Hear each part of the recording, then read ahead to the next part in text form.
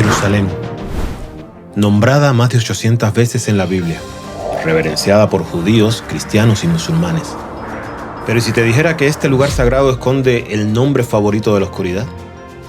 En el corazón del monte del templo se alza la enigmática cúpula de la roca, un santuario octogonal construida sobre la legendaria piedra donde Abraham, Jacob, Mahoma y las fuerzas de la oscuridad convergen.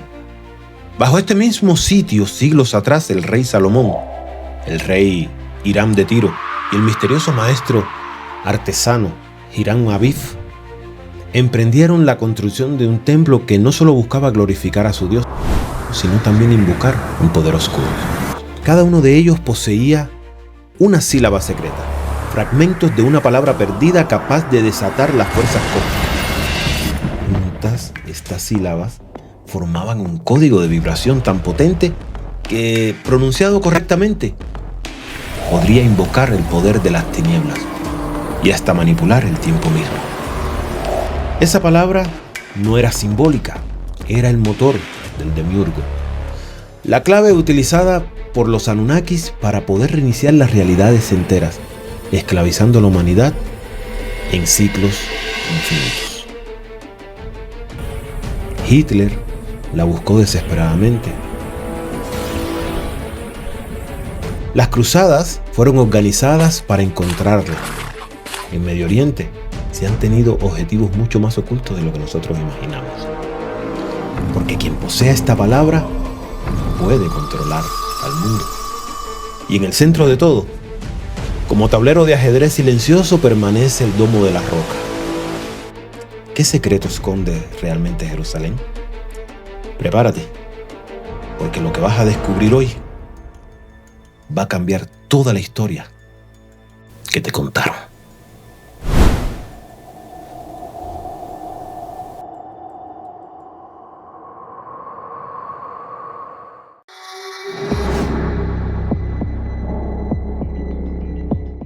La oscuridad ha utilizado muchos nombres.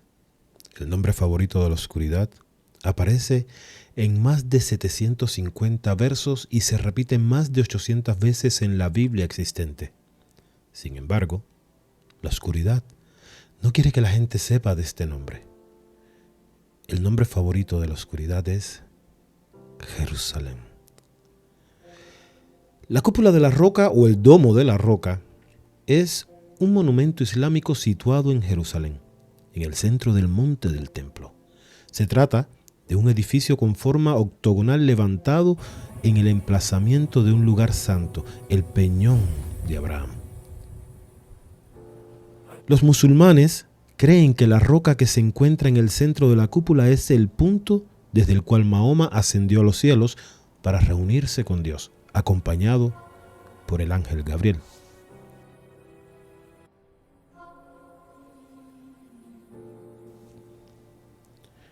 En honor a dicho episodio de la vida de Mahoma, fue construido el edificio entre los años 687 y el 691 por el noveno califa Abd al-Malik. Los credos judío y cristianos afirman que este lugar fue donde Abraham estuvo a punto de sacrificar a su hijo Isaac por orden de Yahvé y donde Jacob vio a su vez la escalera al cielo, según los relatos del Génesis. Otras tradiciones judías dicen que es el punto donde se puso la primera piedra para construir el mundo. Allí fue erigido el Santo de los Santos, la parte más sagrada del templo de Jerusalén. En medio de este domo se encuentra Al-Sakra, la roca fundacional, que es una piedra calcárea e irregular que alcanza los 2 metros de alto. En su parte más alargada llega apenas a los 14 metros y a la ancha a los 11 metros. Esta es la cumbre del bíblico Monte Moriah, donde los ángeles supuestamente colocaron un carnero para que Abraham lo sacrificase en vez de a su hijo, donde también David levantó el altar de los sacrificios al ver a un ángel en la era de Ornán, en el Jebuseo, y el lugar en el que se situó el Sancta Sanctorum, el Santo de los Santos, es decir, la habitación más sagrada del templo de Salomón, donde se guardaba el arca de la alianza y a la que solo podía acceder el sumo sacerdote una vez al año, en el día del perdón, Yom Kippur, la fiesta judía más importante. El Templo de Salomón. Según su leyenda, dos de los personajes principales son el rey Salomón e Hiram, rey de Tiro. Estos reyes se reunieron y decidieron construir un templo fabuloso. Luego emplearon a Hiram Abif, un maestro artesano de reconocido prestigio, para adornar el templo y embellecerlo. El rey Salomón y el rey Hiram habían adquirido cada uno una sílaba de una palabra que formaban un código secreto. Abif tenía la tercera palabra. Los dos reyes y Abif iban a usar la palabra secreta para llevar a cabo un ritual en el Sancto Sanctorum después de la terminación del templo.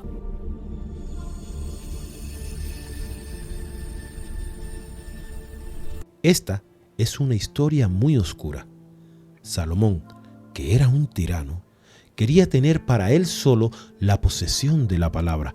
Contrató a 3 rufianes para extraer la sílaba secreta de Abif, quien se encontraba en el templo cuando los rufianes se le acercaron. Abif fue capaz de engañarlos y huyó, pero los rufianes lo persiguieron, lo capturaron y luego lo mataron. Como los rufianes no pudieron extraer el secreto de Abif, la sílaba se perdió. Hoy, esta palabra sustituida en la gran palabra masónica según la historia de los masones, se cree que Salomón e Hiram pasaron sus 2 partes de la palabra secreta solo a los miembros de mucha confianza, y que estos miembros también lo pasaron a otros miembros de confianza. Hoy en día, los pocos con este conocimiento están buscando muy activamente la sílaba perdida para que puedan pronunciar la palabra secreta. Salomón es legendario por su supuesta sabiduría. Sin embargo, su trabajo con lo oscuro está, por así decirlo, muy oculto. El rey Salomón y el rey Hiram, juntos a Abif, estaban practicando el ocultismo, pero en el área de las artes oscuras. Para obtener la máxima autonomía para el templo, mucho sufrimiento era necesario en la construcción del mismo. Esto se logró mediante el sacrificio de sangre y la esclavitud de los canteros y albañiles que fueron obligados a construir el templo. Estas y otras medidas culminaron en una revuelta. Cuando se hubo terminado el templo, en su interior contendría un Sancta Sanctorum, en el que se reunirían de vez en cuando para evocar todo el poder de la oscuridad asociado con la élite Anunnaki que no estaban en la tierra. Este iba a ser realizado por un ritual para llamar al poder oscuro a través de la palabra. Los 3 sonidos dados a Salomón, Hiram y Abif, respectivamente, forman el actual secreto de la palabra perdida que los masones están buscando. Cuando estas son pronunciadas en el tono adecuado, duración, orden, momento e intensidad del sonido compuesto, pueden recurrir a la energía del nivel sutil. Esta fórmula particular tiene la capacidad de convocar a todo el poder de las tinieblas. No es poca potencia, no se puede exagerar lo poderoso que es. Cualquier persona que posea la clave de este poder puede controlar prácticamente todo el mundo. Esto no es una cosa de broma y uno no debe tomársela a la ligera. Imagínense lo que pudiera haber pasado si Salomón poseyera la palabra completa. Esta palabra es lo que Hitler estuvo secretamente buscando. En las manos equivocadas, esta palabra podría ser absolutamente desastrosa.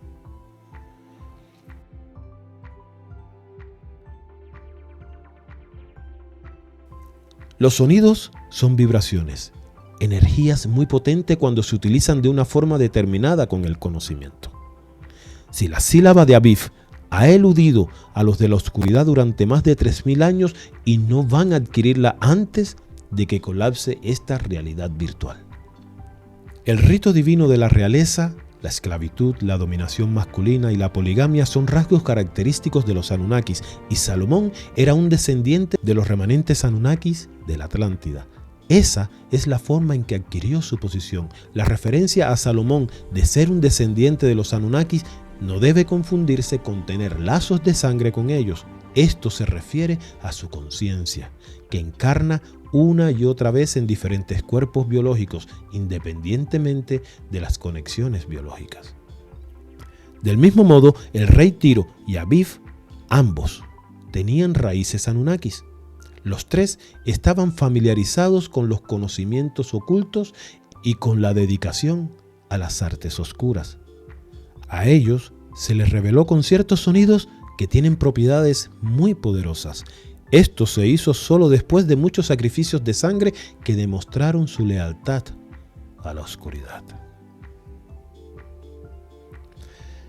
A través de este proceso, cada uno de ellos había adquirido una parte de la palabra en 3 partes. Quedaron impresionados por construir el templo que había de ser el Sancta Sanctorum, donde iban a realizar el ritual de convocar el poder de la palabra. A la élite Anunnaki se le dio un sonido particular por el demiurgo que les permitió controlar y volver a empezar el tiempo dentro de los sistemas solares. Es como la clave o código para una máquina del tiempo enorme. Permite a los Anunnakis dar marcha atrás al reloj, por así decirlo. Los Anunnakis tienen la capacidad de reiniciar el tiempo de los sistemas, por lo que la realidad virtual puede ser revivida una y otra vez. Estos Anunnakis vinieron a la Tierra y establecieron el control aquí. Tienen la esperanza de volver a empezar de nuevo para que puedan esclavizar a todos los seres de luz para otro paseo en otra ronda de esta realidad virtual y obligarles a impulsar la creación falsificada de nuevo. Este código o palabra es el motor del demiurgo. La palabra tiene el poder para mantener este reino en movimiento y mantener la ilusión a flote. Lo que sigue es digno de reflexión en torno a la palabra y Dios. Está escrito en verso: en el principio era la palabra, y la palabra era con Dios, y de la palabra era Dios. La búsqueda de la palabra perdida continúa en muchas formas, con la mayoría de los buscadores totalmente ajenos a lo que realmente están buscando y por qué. Incluso hoy en día, muchos aún buscan el Arca de la Alianza y el Santo Grial. Las cruzadas fueron parte de esta búsqueda. El Arca de la Alianza poseía propiedades famosas. Fue en realidad una herramienta de comunicación que fue utilizada por los sacerdotes para enviar y recibir información directamente desde y hacia sus dioses, la élite Anunnaki. Estas búsquedas están instigadas y patrocinadas por los remanentes Anunnaki. Diferentes grupos de remanente Anunnaki siguen buscando la palabra, realizar la búsqueda de diferentes maneras y mientras la mayoría de la gente no sospecha esta agenda. Esto se debe a que la palabra tiene el poder de cambiar el destino de la élite Anunnaki. Se podría abrir las puertas para traerlos de vuelta a la Tierra para otro reinado de terror. Durante la Segunda Guerra Mundial, Hitler, el Führer y ocultista activo, fue patrocinado por un grupo particular de remanentes Anunnakis para buscar activamente la palabra perdida. Muchos pensaron que estaba detrás del Arca de la Alianza, pero ese no fue el caso. Buscaba la palabra. Esta es una de las razones por la que Hitler centró su atención en el Medio Oriente. Siendo un área de alta seguridad, el Jardín del Edén, o esta holografía, era el lugar perfecto para reubicar el Atuwa. Cuando la invasión de Irak en el 2003, grupos Anunnakis andaban detrás de la palabra perdida de los francmasones, el Atuwa y el punto de poder desde donde el Atuwa podía ser puesto en marcha. No estaban en absoluto en busca de armas de destrucción masiva.